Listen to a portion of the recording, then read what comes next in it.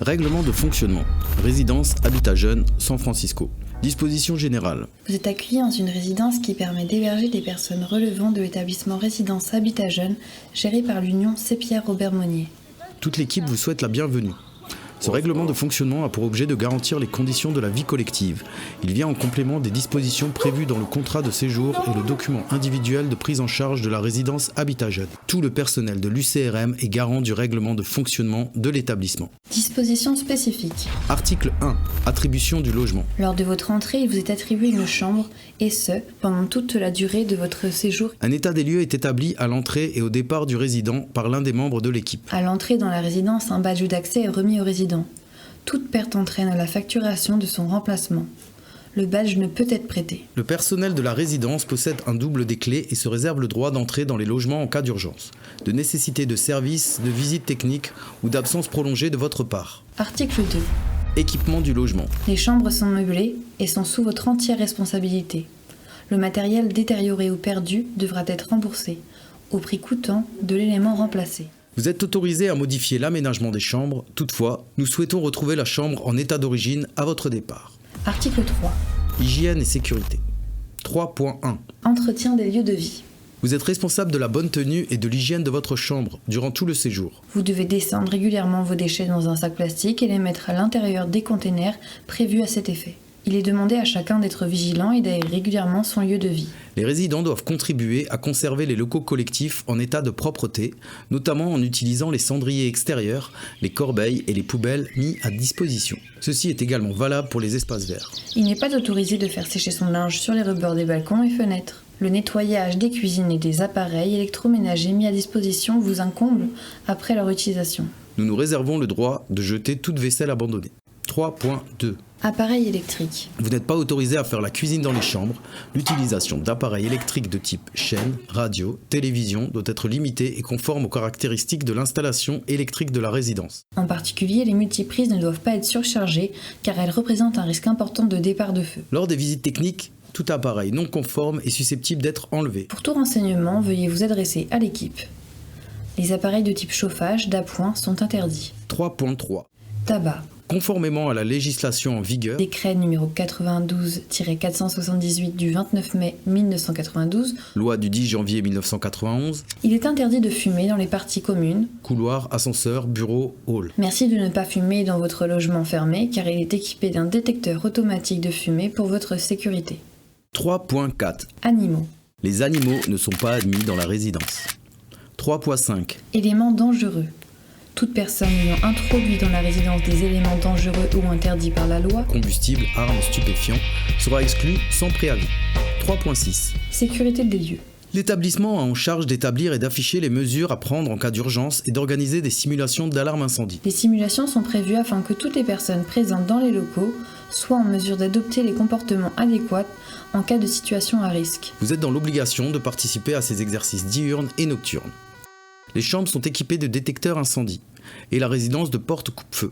Vous ne devez pas endommager ou obstruer ces dispositifs. Les différentes installations techniques de notre établissement sont régulièrement visitées et contrôlées par les services compétents, Notamment par les pompiers, les bureaux de contrôle technique et les services vétérinaires. En raison du risque incendie, il n'est pas autorisé de faire sécher du linge sur les chauffages électriques, ni de laisser des casseroles et poêles sur les plaques chauffantes, sans surveillance dans les cuisines collectives. Il n'est pas autorisé de stationner au 9 rue Bernadette et devant le portail de livraison du 92 route d'Espagne. 3.7. Sûreté des personnes. En cas de nécessité dans une logique de protection et ou de santé publique, la direction des établissements peut être amenée à demander l'intervention de la police, des pompiers, du SAMU ou de tout autre service compétent. Un PC sécurité basé au 28 rue de Leguette a pour mission de veiller sur votre sécurité, à la tranquillité du lieu et de faire appliquer le règlement de fonctionnement. En conséquence, les résidents doivent respecter strictement les consignes. Les veilleurs et agents de sécurité ont pour obligation de transmettre toute information relative aux incidents qui pourraient survenir. Ces informations sont consultées chaque matin par le responsable de l'établissement. En cas de non-respect du règlement et de trouble à la jouissance paisible des lieux, Les dispositions et sanctions adaptées seront prises à l'encontre du résident responsable. 3.8. Assurance. L'association assure les risques qui lui incombent pour la résidence San Francisco. Pour rappel, les biens personnels présents dans les logements restent sous entière responsabilité des résidents. La dégradation ou les vols de vos biens personnels ne seront pas pris en charge par l'association. L'association souscrit une assurance responsabilité civile qui couvre l'ensemble de cette activité et celle des résidents. 3.9. Astreinte. Chaque établissement dispose d'une astreinte pour répondre aux situations d'urgence sociale ou technique. Dans ce cas, le personnel de veille ou le membre de l'équipe, après avoir alerté les services d'urgence, informe automatiquement le cadre d'astreinte qui prend, Le cas échéant, les décisions et mesures nécessaires. Article 4.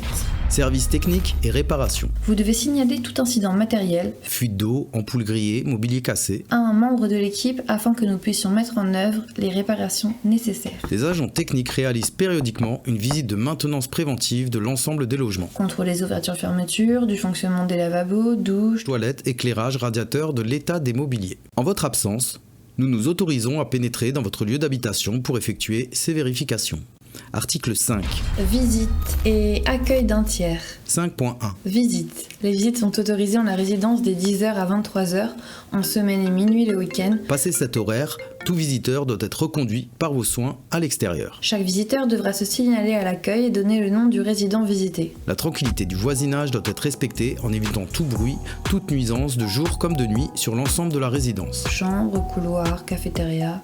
5.2. Accueil. Le logement ne peut être occupé par une autre personne que celle mentionnée sur le contrat de séjour ou le document individuel de prise en charge.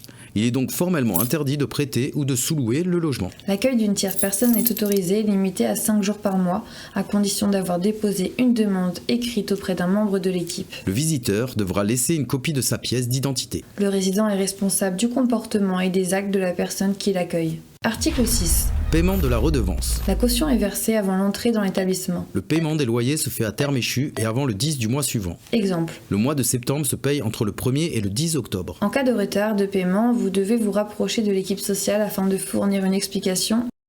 Article 7. Tenue et comportement. La vie en collectivité doit inciter chacun à une tenue et un comportement respectueux et adapté. Nous vous demandons De ne pas vous déplacer dans les parties collectives torse nu ou dans une tenue incorrecte. de respecter les autres résidents et l'ensemble des salariés, De veiller à la tranquillité du voisinage en évitant tout bruit, toute nuisance sonore et ce, de jour comme de nuit. il n'est pas autorisé De faire acte de prosélytisme, d'introduire dans l'établissement des armes, quelle qu'elle soit. de posséder, d'utiliser, de transporter et de vendre des produits stupéfiants, De consommer des boissons alcoolisées dans les parties communes de l'établissement. d'organiser ou de participer à des jeux d'argent et d'effectuer des actes de commerce au sein de l'établissement. De déclencher l'alarme incendie par malveillance. Aucun acte de violence verbale ou physique ne sera admis.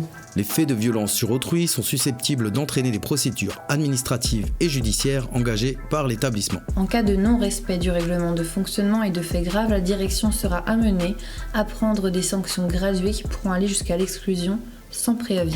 Article 8. Absence. Toute absence de plus de 7 jours doit être signalée à la direction de l'établissement. Article 9. Service. 9.1.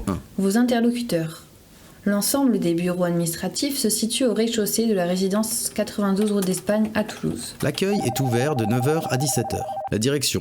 Vous pouvez prendre rendez-vous avec la direction à votre demande. Le service d'animation, les animateurs sont présents sur des plages horaires variant de 9h à 22h et selon un planning établi et affiché. Le service social est ouvert sur des plages horaires variant de 9h à 20h et selon un planning établi et affiché. Toutefois, nous vous conseillons d'anticiper vos demandes et de prendre rendez-vous quand vous en avez besoin. Le PC sécurité. En cas d'urgence, vous pouvez descendre et venir appeler le PC sécurité ou les secours directement depuis le poste téléphonique situé sous le tableau d'affichage et dans le hall d'accueil. Tout au long de votre séjour dans notre établissement, l'équipe pluridisciplinaire vous accompagne dans vos démarches. Tous les membres de l'équipe sont amenés à échanger des informations afin d'être opérationnels en cas d'absence de l'un d'entre eux. La complémentarité de l'équipe est ainsi au service des résidents.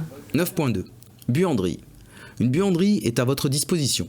Les jetons de laverie sont au prix de 3 €, 7 kg, 3,50 € pour 9 kg et un sèche-linge à 1 €. Vous pouvez les acheter à l'accueil de la résidence pendant les horaires d'ouverture. Une machine à carte bleue est également disponible à la laverie pour activer directement les machines. 9.3. Stationnement vélo. Un local est prévu pour stationnement des vélos. Un box sera attribué dans la limite des places disponibles et sur demande auprès d'un membre de l'équipe. L'association décline toute responsabilité en cas de dégradation ou de vol. Il est strictement interdit de monter les vélos dans les chambres. 9.4. Courrier. Des boîtes aux lettres sont mises à disposition de chaque locataire. En cas de perte de la clé de cette boîte, vous aurez à charge de la refaire. Il appartient à tout résident quittant la résidence de faire les formalités de changement d'adresse qu'il jugera opportunes. Le courrier ne sera pas conservé au-delà d'un mois. Colis. Nous ne pouvons pas signer les réceptions de colis pour vous, merci de nous faire livrer Dans les points relais alentours. Fait à Toulouse en double exemplaire le